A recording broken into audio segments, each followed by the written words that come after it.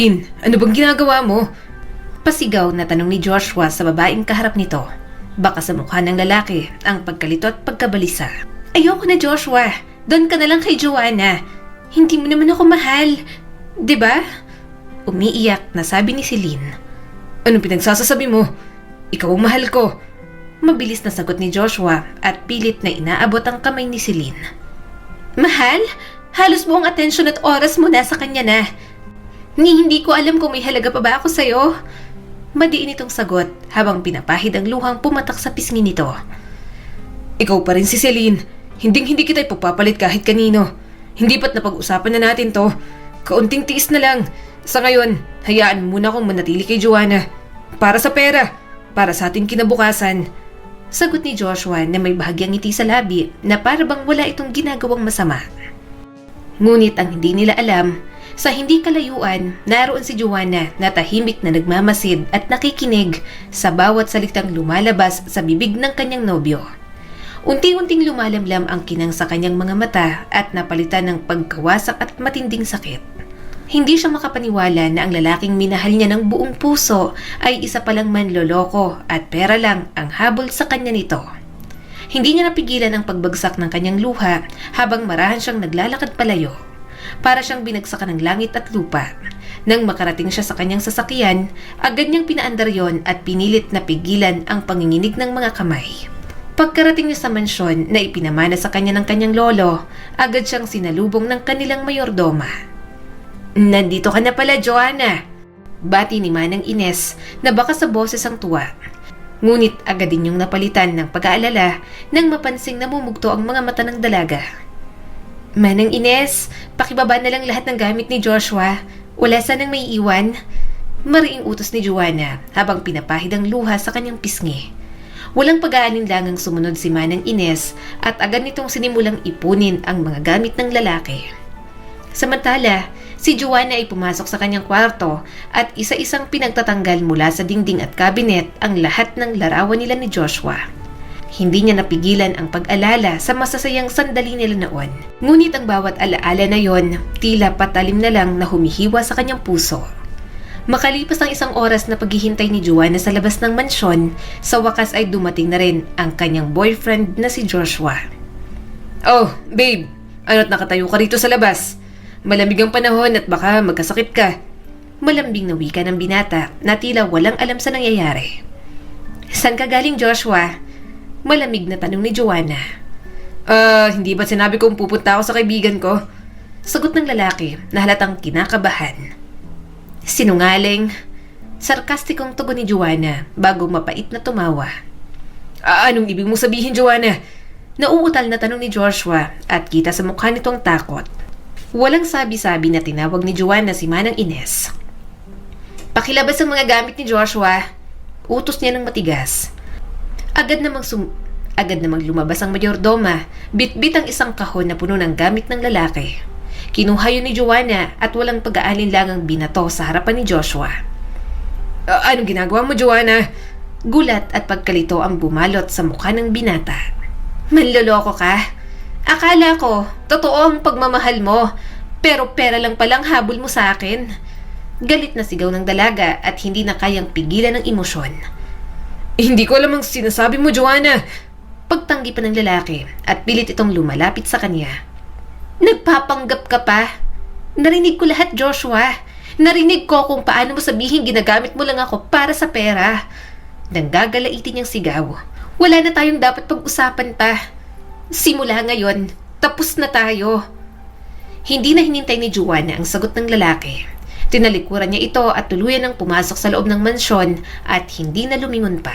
Humahagulgol na dumiretso si Joanna sa kanyang kwarto at magdamag na umiyak. Halos isang buwan bago nakamove on si Joanna sa pangyayaring iyon.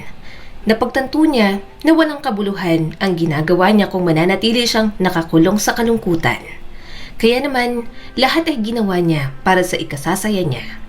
Sa pamimili ng mga bagay na gusto niya, alahas, luxury bag, luxury car. Nagta-travel din siya sa iba't ibang bansa. Ngunit hindi ito ang saya na inaasam niya. Nakukuha nga niyang lahat ng mga bagay na gusto niya, subalit ramdam niya pa rin ang pag-iisa. Dahil ang tunay na saya na gusto niya ay isang taong magmamahal at magpapaligaya sa kanya habang buhay.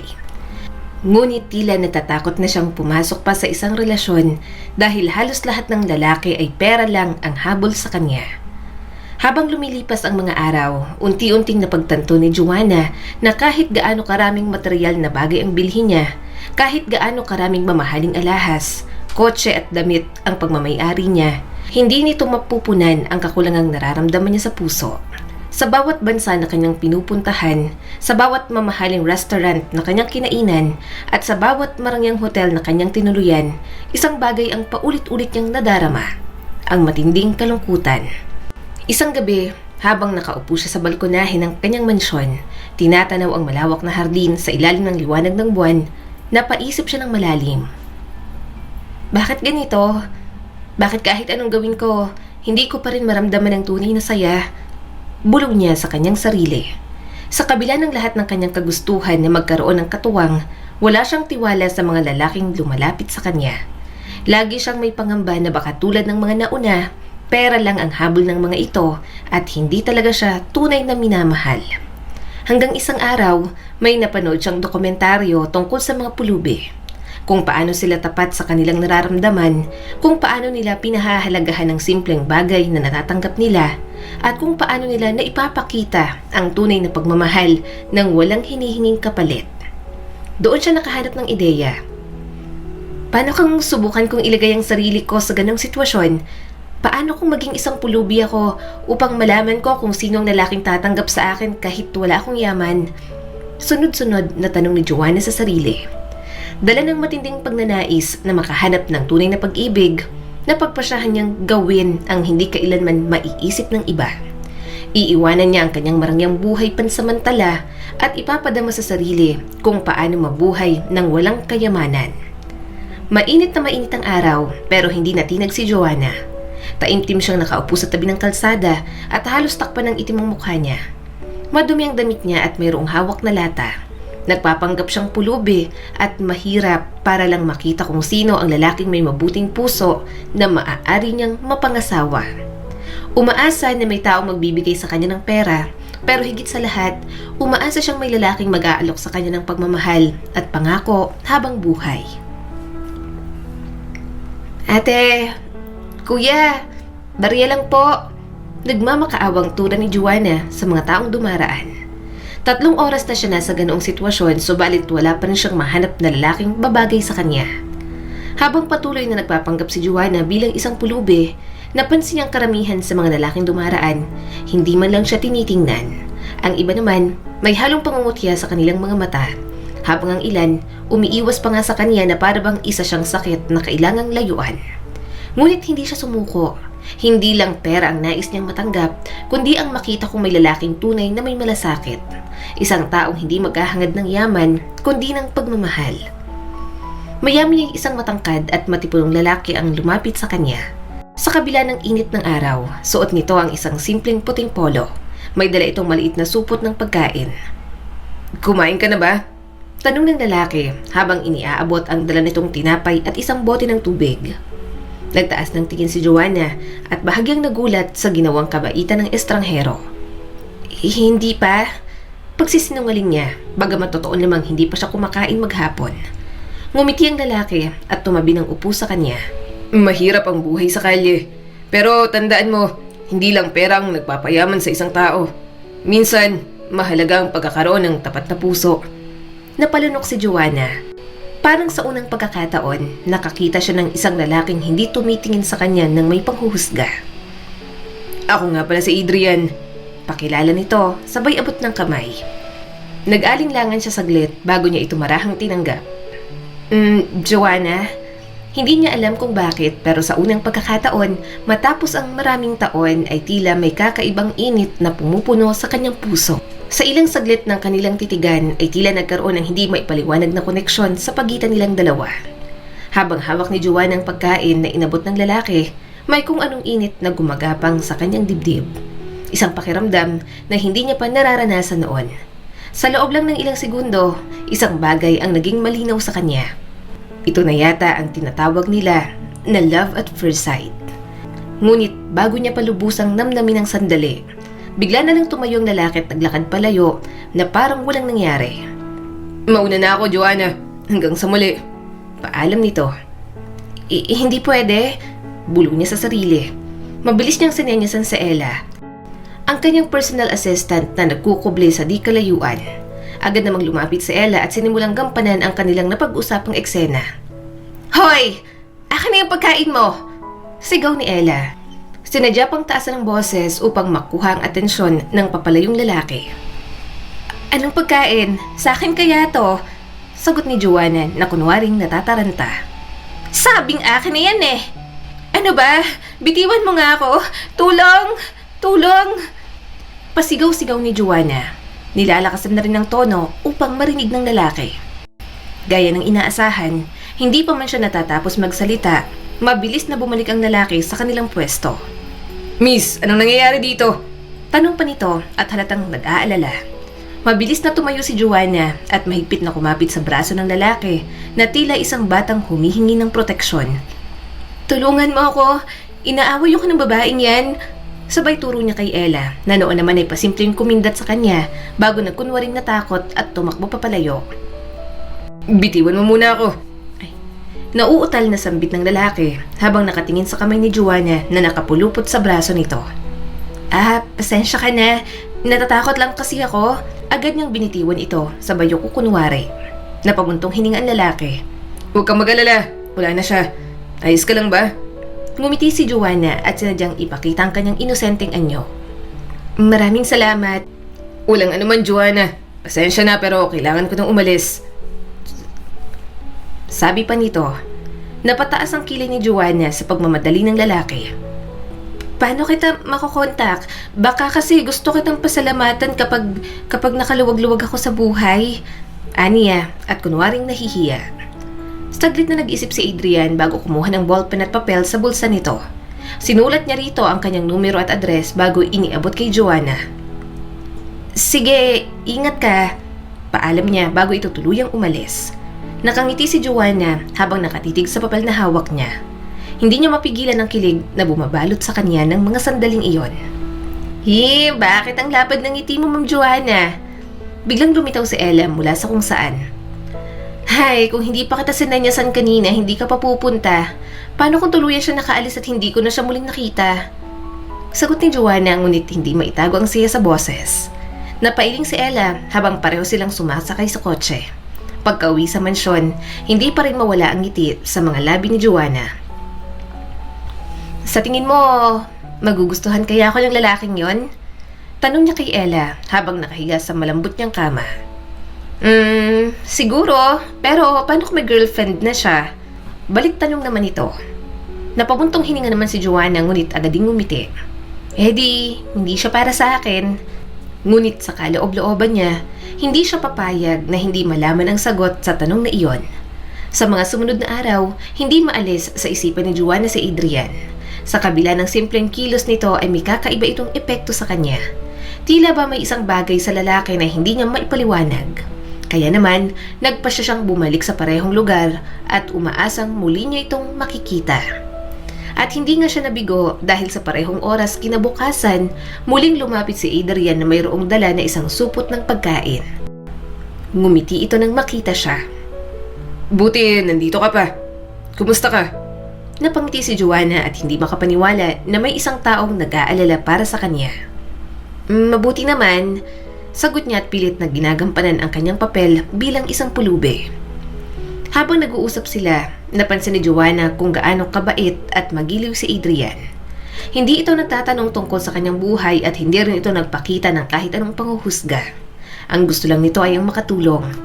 Makalipas ang isang linggo na kanilang pagkikita, hindi napigilan ni Joanna ang sarili. Nais niyang malaman ang tunay na pagkatao ni Adrian. May nahanap ka na? Tanong ni Joanna kay Ella matapos siyang magbihis. Yes, Adrian J. Sanchez ang tunay niyang pangalan. 25 years old at ang pamilya niya ay may-ari ng isang restaurant. Sagot ni Ella habang iniaabot ang hawak na tablet na naglalaman ng impormasyon tungkol kay Adrian. Napangiti si Joanna. Sa kabila ng pagiging simple ng buhay ni Adrian, tila mas lumalim ang interes niya rito. And, may pag-aalinlangan sa boses ni Ella. And what? Nagtatakang tanong naman ni Joanna. Baka nakatadhana kayo, Joanna. Ang nag-iisang restaurant na pagmamayari ng pamilya niya ay katapat mismo ng malaking restaurant mo. Nakangiting sabi ni Ella. Ha? Nanlaki ang mga mata ni Joanna. Saan yon? Sa dami kasi ng pagmamayari niyang restaurant ay hindi niya alam kung saang lugar. Sa Rizal Street, dito sa Pasay, sagot ni Ella. Saglit na natigilan si Joanna ngunit hindi napigil ang matamis na ngiti na unti-unting sumilay sa kanyang mga labi. Kailangan ko ng normal clothes bukas at maliit na bahay. Excited niyang sabi. Napataas ang kilay ni Ella. Maliit na bahay? Oo, kung gusto kong makilala siya ng lubusan, kailangan kong mamuhay ng simple. Kinabukasan, maagang nagising si Joanna upang pumunta sa Rizal Street sa Pasay City. Eksaktong 9:00 nang makarating siya roon at diretso siyang pumasok sa maliit na restaurant na pagmamayari ng pamilya na Adrian. Good morning, ma'am. Bati ng isang waiter pagpasok niya. Dumiretso siya sa counter kung nasaan ang isang babaeng nakabantay roon. Hi, nandito ba si Adrian? Tanong niya rito. Saglit siyang sinipat ng babae at bahagyang kumunot ang noo. Yes, sino ka? Bakit mo siya hinahanap? Masungit na tanong nito. Bago pa siya makasagot, lumabas mula sa loob ng kusina ang isang pamilyar na figura. Si Adrian na nakasuot ng apron at halatang abala sa trabaho. Sir, hinahanap ka raw ng babaeng to. Sabi ng babae sa counter habang nakatingin ng may pagtataka kay Joanna. Nag-angat ng tingin si Adrian at sa isang iglap, ang dating seryosong ekspresyon nito napalitan ng gulat. Ikaw? Hindi kita namukhaan agad. Ikaw pala, Joanna. Tila hindi makapaniwalang sambit nito. Masaya namang tumango si Joanna. Gusto ko lang sana magpasalamat sa isang linggo na pagtulong mo sa akin. May maliit akong regalo para sa'yo. Aniya, sabay abot ng isang maliit na kahon. Nag-aalangang tinanggap ito ni Adrian. Nag-abala ka pa. Pero, paano mo nalaman na nandito ako? Napalunok si Joanna at mabilis na nag-isip ng palusot. Sinundan kasi kita kahapon. Naisip ko na baka nagtatrabaho ka rito. Pagsisinungaling niya, sabay pilit na ngumiti. Tila hindi naman nagduda si Adrian. Maupo ka muna. May gusto ka bang order? Umiling si Joanna, sabay hinawi ang buhok niya sa tenga. Wala kasi akong pera. Napangiti naman si Adrian. Akong bahala. Treat kita this time. Talaga? Aba, hindi na ako tatanggi. Natatawang sagot ni Joanna. Maya-maya dumating ang in-order ni Adrian para sa kanya. Isang mainit na mangkok ng sinigang na baboy at kanin. Agad na lumambot ang puso ni Joanna nang makita ang simple ngunit masarap na pagkaing inihain sa kanya. Ang bait mo naman, wika niya habang hinihipan ang mainit na sabaw. Pakiramdam ko kasi mabait ka rin. Sagot ni Adrian at bahagya itong yumuko na tila nahiya sa sinabi. Napangiti si Joanna at hindi na napigilan ang sarili. May girlfriend ka na ba? Derechahang tanong niya rito. Napakunot noo si Adrian at tila hindi inaasahan ang tanong na iyon. Wala pa. Sagot nito at bahagyang napakamot sa batok. Yes. Bulong ni Joanna sa sarili habang pinipigil ang mapangiti ng husto. Noong araw na iyon, masaya silang nag-usap. Sa simpleng kwentuhan ay mas lalo niyang nakilala si Adrian. Hindi lang bilang isang mabuting tao, kundi bilang isang lalaking nagmula sa simpleng pamilya, may pangarap sa buhay, at may malasakit sa kapwa. Pagka-uwi ni Joanna, agad siyang sinalubong ni Ella. Kumusta? Anong nangyari? Tanong nito na puno ng pananabik. Napatingin sa malayo si Joanna saka ngumiti. He's the one. Mabait, gwapo, at higit sa lahat. Totoo. Napailing si Ella. Grabe ka, girl. Mukhang seryoso ka na dyan, ah. Napangiti si Joanna. Hindi niya aaminin ang direkta pero alam niyang tama si Ella. Dahil sa unang pagkakataon, pakiramdam ni Joanna, natagpuan niya na ang isang lalaking tunay na karapat-dapat mahalin. Mula ng araw na yon, hindi na maalis sa isipan ni Joanna si Adrian. Sa tuwing magtatagpo ang kanilang mga mata, mayroong kakaibang damdaming pumupuno sa kanyang puso. Isang bagay na hindi niya pa nararanasan noon. Habang lumilipas ang mga araw, mas lalong lumalalim ang kanilang samahan. Hindi na lang ito tungkol sa pamimigay ng pagkain o simpleng pangungumusta. Mas marami na silang napag-uusapan tungkol sa buhay, sa pangarap, at maging sa mga bagay na hindi nila kayang sabihin kahit kanino. Habang magkasamang nakaupo sa isang lumang bangko sa parke, hindi napigilan ni Joanna na muling itanong ang bagay na matagal nang bumabagabag sa kanya. Adrian, mahina niyang tawag. Lumingon ang lalaki sa kanya na may malumanay na ngiti sa labi. Bakit? Paano kung isang araw malaman mong hindi ako ang iniisip mong tao? May pag-aalinlangan sa boses ni Joanna. Saglit na natahimik si Adrian na tila iniisip ang tamang sagot. Ano bang ibig mong sabihin? Napayuko si Joanna, mahigpit na hinawakan ng laylayan ng kanyang damit. Halimbawa, kung hindi ako isang mahirap na palaboy, kung may tinatago akong lihim, magagalit ka ba? Bahagyang napakunot ang noo ni Adrian. Ngunit saglit lang yun bago muling lumambot ang ekspresyon nito. Alam mo, Joanna, hindi ko tinutulungan ang isang tao dahil sa kung anong meron o wala siya sa buhay. Tinutulungan kita dahil gusto kong tumulong. Dahil gusto kong makilala ka bilang ikaw. Napangiti si Joanna sa sagot nito. Kahit papaano, gumaan ang kanyang pakiramdam. Kinabukasan, masayang dinala ni Joanna si Adrian sa maliit na bahay na binili niya. Pinaghandaan niyang araw na yon. Nagluto siya ng adobo at ginataang gulay, mga pagkaing natutunan niyang lutuin mula kay Manang Ines. Ang ganda naman ng bahay mo, Joanna. Ang akala ko ay pulubi ka talaga. Papuri ni Adrian habang inilalagay ang dala niyang prutas sa mesa. Napangiti si Joanna at mabilis na nag-isip ng palusot. Hindi naman talaga sa akin tong bahay. Nakikitira lang ako sa kaibigan kong si Ella. Buti na lang at mabait siya at pinatuloy ako rito. Sagot niya habang kunwaring nahihiya. Sakto naman, lumabas si Ella mula sa maliit na silid na kunyari galing sa pag-aayos ng gamit. Oy, Joanna, may bisita ka pala. Anito habang nagkukunwaring nagulat sa presensya ni Adrian. Napansin ni Adrian ang biglang pag-iwas ng tingin ni Ella at tila nagtatakang tinitigan ito. Parang namumukhaan kita. Muntik nang mabulunan si Joanna nang marinig ang sinabi ni Adrian. Mabilis niyang siniko si Ella bilang babala. Siguro nakita mo lang siya sa palengke. Lagi kami namamalengke ng magkasama. Mabilis niyang sabi. Kumunot ang noo ni Adrian at halatang nag-iisip. Baka nga. Pero parang nakita na kita sa ibang lugar. Natawa naman ng pilit si Ella. Baka lang kamukha ako ng isang kakilala mo. Biro niya bago agad na nagpaalam. Sige, kumain na kayo riyan at hindi na ako makikigulo. May aayusin pa ako sa kwarto. Naiwan sina Joanna at Adrian sa maliit na hapagkainan. Habang kumakain, hindi mapigilan ni Joanna ang matuwa sa simpleng tagpong iyon. Ang makasalo si Adrian sa hapag. Ang sarap ng luto mo, Joanna. Papuri ni Adrian bago uminom ng tubig. Swerte ng magiging asawa mo. Napangiti si Joanna at marahang napayuko. Kung alam lang ni Adrian na kaya niyang bumili ng isa sa pinakamalaking restaurant, pero mas pinili niyang lutuin ang pagkain para sa binata. Pagkatapos nilang kumain, nagpresenta si Adrian na maghugas ng mga plato. Huwag na! Ako na! Pigil ni Joanna.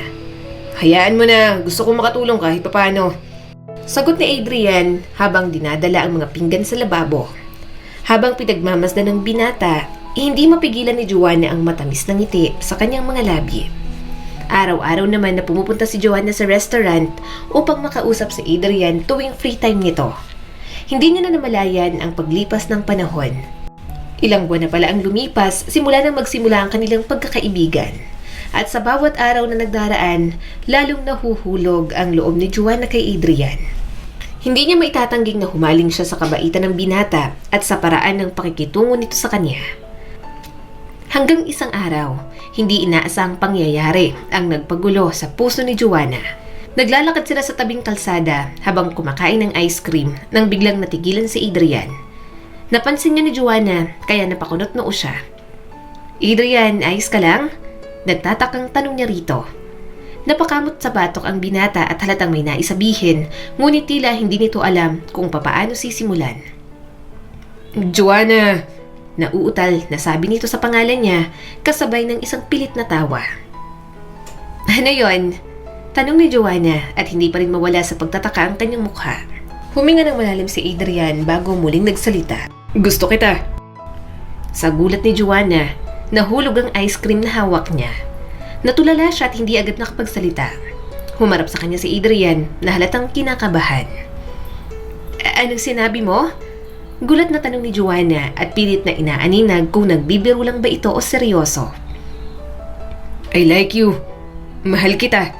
Seryosong ulit ni Adrian. Pwede ba kitang ligawan? Naramdaman ni Joanna ang pagbilis ng tibok ng puso niya. Hindi niya inaasahan na sa loob ng maikling panahon, pareho pala sila ng nararamdaman. Pakiramdam niya, namumula na ang kanyang mga pisngi. Pinilit niyang magsalita sa kabila ng kabang nadarama. Oo, Adrian. Gustong gusto ko. Dahil sa sagot niya, hindi na napigilan ni Adrian ang sarili at agad siyang niyakap ng mahigpit. Kaso, mahirap lang ako, Adrian. Wala akong magandang buhay katulad mo. Maging bahay ay wala ako. Mahina niyang sabi habang nasa bisig pa rin ito. Gagamitin niya ang pagkakataong ito upang alamin kung tanggap ba siya nito ng buo kung mahirap lang siya. Umiling si Adrian at marahang hinawakan ang magkabilang pisngi ni Joanna upang itapat ang kanilang paningin. Gusto kita, Joanna. Hindi ko hinuhusgahan kung sino ka o kung anong meron ka sa buhay. Napaluha si Joanna sa sinabi nito. Hindi niya akalaing may isang tao na kayang mahalin siya kung sakaling walang-wala siya. Sa sobrang saya niya, hindi niya na pinatagal pa ang panliligaw ni Adrian. Pagkalipas lang ng isang buwan, sinagot niya na ito. So, anong gusto mong tawagan natin sa isa't isa? Masayang tanong ni Adrian habang magkasama silang kumakain sa restaurant. Gusto ko yung mahal. Nagkunwaring nag-iisip si Joanna bago tumingin kay Adrian nang may makahulugang ngiti. Napangiti rin si Adrian. Mahal? Yes, mahal. Kinikilig na sagot ni Joanna. Sabay silang natawa at doon tuluyang nawala ang alinlangan sa puso ni Joanna. Ngunit ang kanilang kasiyahan, saglit lang nang biglang sumulpot ang isang matandang babae. Elegante ang pananamit, mataray ang ekspresyon nito at halatang may matalas na tingin sa sarili. Adrian, sino yung babaeng kasama mo? Malamig at matigas ang boses nito. Nanlaki ang mga mata ni Adrian at agad na tumayo. Ma? Siya po, tita. Singit ng babaeng naka-assign sa counter na halatang may inis kay Joanna. Siya po yung babaeng palaging nanggugulo rito sa restaurant at kitukulit si Sir Adrian. Totoo ba to, Adrian? Mariing tanong ng matanda na nakatitig sa binata. Agad na umiling si Adrian. Hindi, ma. Siyang girlfriend ko. Halatang nagulat ang matanda sa sinabi ni Adrian. Samantalang si Joanna naman na kahit kinakabahan, pinilit pa rin ngumiti at bumati. Hi po, tita. Ngunit sa halip na bumati pabalik, mas lalong tumalim ang tingin ng matanda. Girlfriend? Halos pasigaw nitong ulit. Huwag mo nga akong tawaging tita. Wala akong kilalang katulad mo. Dagdag pa nito. Napasinghap si Joanna sa matinding pandidiri sa boses ng nanay ni Adrian. Umalis ka na rito sa restaurant ko. Mariing sigaw ng matanda na para bang isang malaking kasalanan ang kanyang presensya roon. Natahimik ang buong paligid. Lahat ng empleyado ay tila nag-aabang sa susunod na mangyayari. Ma, please naman. Pakiusap ni Adrian. Ngunit hindi natinag ang kanyang ina. Pakiramdam ni Joanna, tila pinagsakluban siya ng langit at lupa. Hindi niya inaasahan na ganoon ang magiging reaksyon ng nanay nito sa kanya. Nagpigil siya ng luha at pilit na ngumiti kay Adrian. Joanna, pasensya ka na. Pwede bang magkita na lang tayo bukas? Mahina ngunit maamong pakiusap ng binata. Walang nagawa si Joanna kundi ang tumango. Mabilis niyang kinuha ang bag at lumabas ng restaurant nang may bigat sa puso. Kinabukasan, muling nagkita sina Joanna at Adrian. Noong araw na yon, formal na siyang ipinakilala ni Adrian sa pamilya nito. Paano kung hindi nila ako tanggap? Tanong ni Joanna sa binata. Ngumiti naman si Adrian. Huwag kang mag-alala, mahal. Napag-usapan na namin to ni Mama. Matatanggap ka nila. Magtiwala ka sa akin, okay? Maraming salamat, Adrian. Kinakabahan si Joanna habang ang kamay ay nakahawak sa kanyang boyfriend na si Adrian. Pumasok sila sa loob ng bahay ng pamilya nito na naghihintay doon. Ma, pa, siya po si Joanna. Siya po ang girlfriend ko. buong pagmamalaking pakilala ni Adrian. Ngumiti ang kanyang ama at tumango. Ang ganda naman ng girlfriend mo, anak. Salamat po, tito. Magalang na sagot ni Joanna. Maganda nga. Mahirap naman. Inis na wika ng nanay ni Adrian. Ma! Saway ni Adrian dito. Hindi natinag si Michelle, ang nanay ni Adrian. Sa halip ay nagkunwaring ngumiti ito at saka bumaling sa asawa. O siya, halina kayo. Kumain na tayo. Sa pagkainan, nagkaroon ng tahimik na tensyon. Ramdam ni Joanna ang panakanakang pagsulyap ni Michelle sa kanya na tila sinusuri ang bawat galaw niya. Nagpatuloy ang pagkain, ngunit hindi rin nagtagal, muling nagsalita si Michelle. Iha, nasaan ang mga magulang mo? Napakurap si Joanna bago marahang sumagot. Wala na po sila, tita. Sayang naman. Anitong nakangiti, ngunit may ibang kahulugan ang tono ng boses nito. Oo siya, dito ka na lang tumira sa bahay. Sinabi sa akin ni Adrian na wala kang sariling bahay. Sa halip na matuwa ay nagtaka si Joanna sa sinabi nito. Kahapon lamang ay galit na galit ito sa restaurant at pinagtabuyan pa siya. Napatingin si Adrian sa nanay niyang si Michelle at halatang nagulat. Talaga po, ma? Ayaw mo ba? Sagot ni Michelle na may pilit ng ngiti. Gusto po. Sagot ni Adrian na labis ang kasiyahan. Bagamat nag-aalinlangan ay hindi tumutol si Joanna. Maraming salamat po, tita. Magalang niyang tugon. Nung araw na yon, doon na tumira si Joanna. Tuloy pa rin ang kanyang pagpapanggap bilang isang mahirap. Ngunit ang kabaitan palang inoffer sa kanya ng nanay ni Adrian ay isang trap para kay Joanna. Sa unang linggo ni Joanna sa bahay ng pamilya ni Adrian, akala niya'y mabait si Michelle. Ngunit tuwing wala si Adrian ay ibang-iba ang ugali nito. Pinaglilinis siya, pinaghuhugas ng plato at kung ano-anong trabaho ang ipinapagawa sa kanya. Hindi lang yon, kung paano siya insultuhin ng ginang ay parang wala itong pakialam kung masasaktan siya. Bilisan mong maghugas ng plato dyan. Lilinisin mo pang buong bahay. Utos ni Michelle. Nagpatuloy si Joanna sa kanyang ginagawa. Ngayon niya lang ito naranasan sa buong buhay niya. Hindi ba kayo natatakot na malaman ni Adrian kung anong ginagawa niyo sa akin? Tahimik ngunit matapang na sabi ni Joanna. Napangisi naman si Michelle. Aba, tinatakot mo ba ako? Pasalamat ka nga tinanggap kita rito. Ako na ang nagpapakain sa'yo. Ano bang ginagawa mo, Michelle? Maawa ka naman sa bata. Awat ni Joey, ang asawa ni Michelle. Hayaan mo siya, Joey. Hindi mo ba naiintindihan? Sisirain ng babaeng to ang kinabukasan ng anak natin. Hindi mo ba alam na paparating na si Patricia? Ang anak ng mayaman na kababata ni Adrian. Galit na litan niya ng ginang. Napakunot ang noo ni Joanna. Patricia? Bulong niya sa sarili. Hindi man maganda ang trato sa kanya ng nanay ni Adrian, hindi na lang yun sineryoso ni Joanna. Ayaw niya kasing masira ang relasyon niya sa kanyang nobyo. Mahal? Nagtatampong tawag ni Joanna. Ano yun? Tugon ng binata habang nakatingin sa kanya. Sino si Patricia? Tanong ni Joanna na halatang nag-aalangan. Napakunot naman ang noo ng binata. Ha? Bakit mo naman siya naitanong? Narinig ko kasi kahapon si Tita Michelle. Sagot ni Joanna habang pinagmamasdan ang reaksyon ni Adrian. Napabuntong hininga naman ang kanyang boyfriend at hinawakan ang kamay niya. Si Patricia, matagal ko na siyang kakilala. Kababata ako siya. Anak siya ng family friend ng mga magulang ko. Pero never ko naman siya nagustuhan. Pero paano kung ipilit ka ni Tita Michelle sa kanya? Tanong ni Joanna. Ano ka ba? Ikaw ang mahal ko. Hindi ako papayag na diktahan ni Mama kung sino ang dapat kong makasama. Ikaw lang, Joanna. Sagot ni Adrian bago hinalikan ang kamay niya. Sa kabila ng matamis na pangakong yon, hindi mapawi ang kaba sa dibdib ni Joanna. Lalo na nang dumating ang araw na ipinakilala na si Patricia sa kanya. Nakatayo si Joanna sa gilid habang magiliw na sinalubong ito ni Michelle.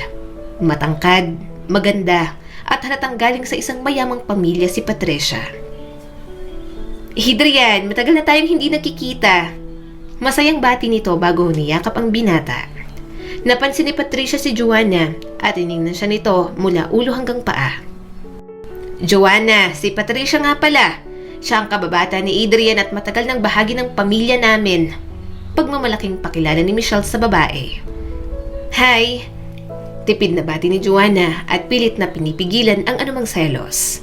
Ngumiti si Patricia pero may kung anong matalim sa likod ng mga mata nito. So, ikaw pala si Joanna. Ang swerte mo naman. Nito, saka pinagmasdan siya mula ulo hanggang paa. Napakagatlabi si Joanna sa pangungusap na yon. Hindi niya alam kung papuri ba yon o may halong pangungutya. Patricia, huwag kang ganyan. Siyang girlfriend ko.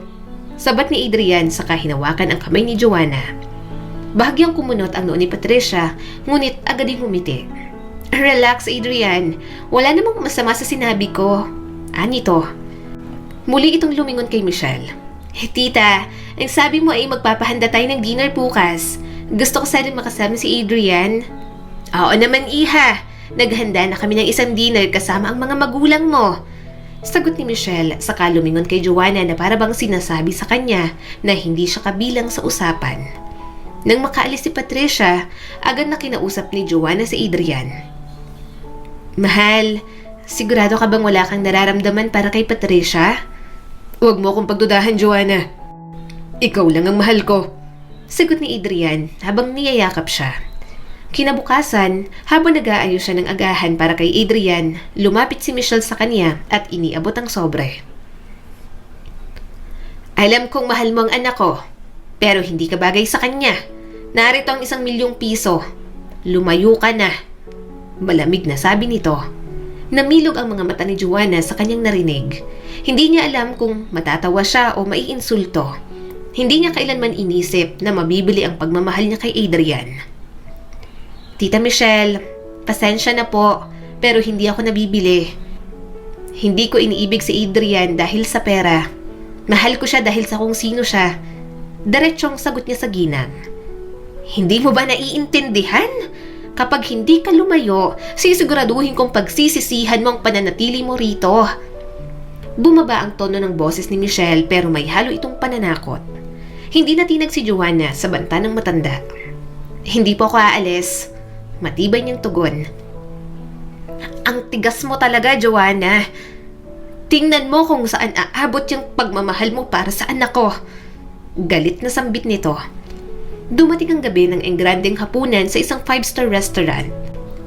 Ang kaganapang ito ay plinano ng pamilya ni Patricia at ni Michelle upang ipakita ang pagiging perfect na babae ni Patricia para kay Adrian. Ngunit sa gabing yon, may ibang plano si Joanna. Mahal, sigurado ka bang ayaw mong sumama? Tanong ni Adrian kay Joanna habang hinahaplos ang kanyang pisngi. Ngumiti si Joanna at marahang umiling. Alam kong hindi ako imbitado. Hindi ko na ipipilit ang sarili ko. Basta bumalik ka agad ah. Hinaplos ni Adrian ang buhok niya at hinalikan siya sa noo. Mahal kita. Tandaan mo yan. Nang makaalis si Adrian, agad na tinawagan ni Joanna si Ella. Lahat ba nakaayos na? Tanong niya rito. Oo, Ma'am Joanna. Handa ng lahat. Sagot ni Ella mula sa kabilang linya. Ngumiti si Joanna. Matagal na siyang nanahimik at hinayaang tapak-tapakan ni Michelle. Ngayong gabi, ipapakita niya na kung sino talaga siya. Sa restaurant ay punong-puno ng kasosyalan ng paligid. Makikita sa gitna ng engrandeng kainan ang pamilya ni Patricia, kasama ang pamilya ni Michelle na masayang nakikipag-usap habang hinihintay ang pagdating ng iba pang mga bisita. Patricia, iha, bagay na bagay talaga kayo ni Adrian. Napakaganda ng magiging kinabukasan ninyong dalawa. Wika ni Michelle habang abala sa pakikipag-usap sa pamilya ni Patricia. Ngumiti naman si Patricia at bahagyang lumingon kay Adrian. Alam mo naman, Tita Michelle, matagal na akong may gusto kay Adrian. Hindi ba, Adrian? Napabuntong hining ang binata. Hindi niya gusto ang usapan. Ngunit bilang paggalang sa kanilang mga pamilya, pinili nitong manahimik. Habang masayang pag-uusap nila, biglang bumukas ang malaking pinto ng restaurant at pumasok ang isang babae na nagpahinto sa buong paligid. Suot ni Joanna ang isang eleganteng itim na long gown na hapit sa kanyang katawan at lalong pinatingkad ang kanyang kagandahan ng mamahaling alahas at sapatos na may mataas na takong. Kasabay niya ang kanyang personal assistant na si Ella na nakangiting nakasunod sa kanya.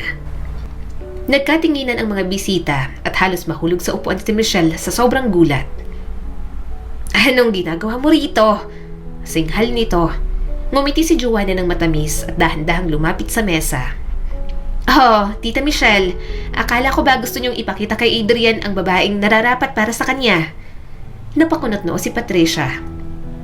Paano ka nakapasok dito? Ngumiti si Ella at saka nilingon ang buong restaurant. Bakit naman hindi siya makakapasok? Siya ang may-ari ng lugar na to.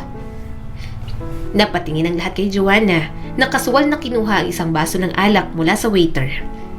Tama ang sinabi ni Ella. Welcome kayong lahat sa isa sa mga negosyo ko. Halos mawalan ng boses si Michelle habang si Patricia naman hindi makapaniwala. Pati si Adrian natulala sa kanya. Anong ibig mong sabihin, mahal? Lumapit si Joanna kay Adrian at marahang hinawakan ang kanyang kamay. Ibig sabihin, Adrian, hindi ako mahirap. Lahat ng inakala ng pamilya mo tungkol sa akin ay isang malaking pagkakamali. Hindi ko sinabi sa iyong totoo dahil gusto kong makilala mo ako bilang ako. Hindi dahil sa yaman ko. Napatingin ang mga magulang ni Patricia kay Joanna at unti-unting lumawak ang kanilang mga mata sa pagkagulat. Iha, Joanna, ikaw ba talaga yan? Tanong ng ama ni Patricia at hindi makapaniwala sa nakikita nito. Napatingin si Joanna sa mata ng matanda at magalang nang ngumiti. Magandang gabi po, Tito Enrique, Tita Isabel. Matagal na po tayong hindi nagkikita. Nagkatinginan ang mag-asawa bago lumingon kay Michelle. Michelle, pumayag kami rito dahil ang akala namin ay wala pang karelasyon si Adrian. Hindi namin alam na may namamagitan na pala sa kanila ni Joanna. Hindi mo ba alam kung sino talaga ang babaeng pilit mong tinarapakan? Napakunot ang noo ni Michelle. Ano bang pinagsasasabi nyo? Napabuntong hininga si Isabel, saka humarap kay Joanna. Ang apo ng dating boss namin. Siya si Joanna. Napanganga si Patricia. Anong ibig mong sabihin, Mommy? Siya ang apo ni Don Gregorio Montenegro. Siya ang tagapagmana ng Montenegro Group of Companies, ang kumpanyang nagbigay sa atin ng pagkakataong umasenso noon. Sagot ni Isabel na baka sa mukha ang matinding pagkagulat. Halos malaglag sa upuan si Michelle habang ang asawa nitong si Joey napatango-tango na lang ngunit hindi pa rin makapaniwala sa nasaksihan. Anong ibig sabihin nito? Nauutal na tanong ni Michelle at pilit na inuunawa ang nangyayari. Tumingin si Joanna ng diretso kay Michelle at ngumiti. Kapangyarihan, pera, pangalan, lahat ng yun ay nasa akin. Hindi mo lang nalaman dahil pinili kong hindi ipagyabang ang lahat.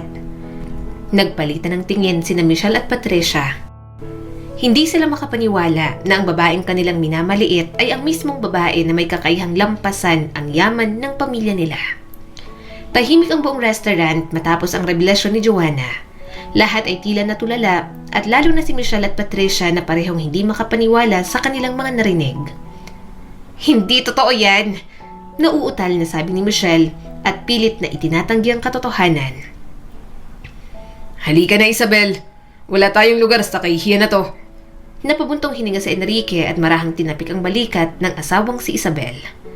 Tumingin naman ito kay Joanna at marahang ngumiti. Patawarin mo kami, Iha. Malaki ang utang na loob namin sa inyong pamilya. At hindi ko hahayaang sirain ito ng anak ko. Lumingon siya kay Patricia na nananatiling nakaupo at nagngingit-ngit sa galit. Tama na to, Patricia. Mula ngayon ay titigilan mo ng kahibangan mo kay Adrian. Nanlaki naman ang mga mata ng dalaga. Ma! Hindi mo ba nakikita? Dapat akong maging... Huwag mo akong pilitin, Patricia. Kung may natitira ka pang dignidad ay tatanggapin mong hindi ikaw ang gusto ni Adrian. At hindi natin maaaring tapakan ng isang Montenegro. Malamig na putol na Enrique. Napatingin si Joanna kay Michelle na halatang hindi pa rin makapaniwala sa lahat. Humakbang siya palapit sa ginang at inilabas ang isang tseke mula sa kanyang clutch bag. Matapang niya inilapag yun sa mesa sa harapan ni Michelle. 1 billion, mariing sabi ni Joanna, dahilan upang mapatingin sa kanya ang lahat. 1 billion para layuan mo kami ni Adrian. Nanlaki ang mga mata ni Michelle. Anong ibig mong sabihin? Simula ngayon, wala ka ng karapatan pang panghimasukan ng buhay namin ni Adrian. Alam kong pera lang naman ang iniintindi mo, kaya heto, 1 billion. Diretsong sabi ni Joanna. Nanginginig ang kamay ni Michelle nang kunin ang tseke at tinitigan lang yon. Hindi siya makapaniwala. 1 bilyon kapalit ng hindi niya napakikialam sa anak niya. Tinatanggap mo ba o hindi? Malamig na tanong ni Joanna. Napatingin si Michelle sa asawa niyang si Joey na kanina pang tahimik na nakatingin sa kanila. Hindi alam ni Michelle kung insulto o biyaya ang perang nasa harap niya. Nanginginig ang kamay na itinulak ni Michelle palayo ang tseke. Hindi! Hindi ko matatanggap yan! Naramdaman ni Michelle ang bigat ng kanyang mga nagawa. Mula sa pagmamaliit niya kay Joanna hanggang sa tangkang pagpapahiwalay sa kanila ni Adrian. Lahat ng iyon bumalik sa kanya bilang isang matinding pagsisisi. Napatingin siya kay Joanna, hindi na ito ang babaeng minamaliit niya noon. Nangilid ang mga luha ni Michelle habang marahang ibinaba ang tingin. Patawad, Joanna. Hindi ko alam ang tunay mong pagkatao, pero hindi yun dahilan para tratuhin kita ng ganon. Nagkamali ako at huli na nang mapagtanto ko ang masama kong ginawa sa'yo. Tiningnan siya ni Joanna ng diretso sa mata. Ilang saglit ang lumipas bago siyang umiti. Pinapatawad na kita, Tita Michelle. Hindi ko gustong magkaroon ng galit sa pagitan natin. Ang mahalaga, natuto tayo sa ating mga pagkakamali. Lumuhod si Michelle at mahigpit na niyakap ang kanyang anak. Adrian, patawad. Sana'y mapatawad mo rin ako. Napangiti si Adrian at niyakap din ang ina. Mahal kita ma. At nagpapasalamat ako kay Joanna dahil pinili niyang patawarin ka. Lumapit si Adrian at mahigpit na hinawakan ang kamay ni Joanna. Ma, sana ngayon nakita mo na kung sino talaga si Joanna. Matutunan mo nang respetuhin siya. Dahil doon, mas lumalim pa ang pagmamahalan ni na Joanna at Adrian. Makalipas ang ilang buwan, isang engranding kasal ang naganap. Hindi ko akalaing darating ang araw na to, bulong ni Adrian habang hawak ang kamay ni Joanna. Napangiti naman siya. Dahil ito ang nakatadhana para sa atin, Adrian. Sa harap ng altar, sabay nilang sinambit ang mga pangakong magmamahalan habang buhay. At sa harap ng mga tao, naging isa sila sa bisa ng pagmamahal. Pagkatapos ng kasal, pinili ni Joanna na patirahin ang pamilya ni Adrian sa kanilang mansyon. Naging mas malapit siya kay Michelle at ngayon, lubos ng humanga sa buhay na mayroon siya. Habang nagdiriwang ang lahat, mahigpit na niyakap ni Adrian si Joanna. Mahal na mahal kita, Joanna. Mahal din kita, Adrian. Sagot niya bago hinalikan ng kanyang asawa. Isang matamis na halik na nagpapatunay na sa kabila ng lahat ay wagas at walang kapantay ang kanilang pagmamahalan. At sa wakas, natupad din ang hangarin ni Joanna na makatagpo ng lalaking mamahalin siya hindi dahil sa kanyang yaman, kundi dahil sa kung sino siya. Natagpuan niya kay Adrian ang pag-ibig na totoo at hindi nabibili ng pera. Para naman kay Adrian, natutunan niyang hindi kayang diktahan ng kahit na sino at kahit ng sariling pamilya ang taong dapat niyang mahalin. Para kay Michelle, nauunawaan niyang ang tunay na halaga ng isang tao ay hindi nakikita sa panlabas na anyo o estado sa buhay, kundi sa kabutihan ng puso. Sa huli, nanaigang pagmamahal, ang pagpapatawad at tunay na kaligayahan. Muli, eto po si Skylar Guro at sana may bago na naman kayong natutunan sa kwento natin ngayon. Maraming salamat po.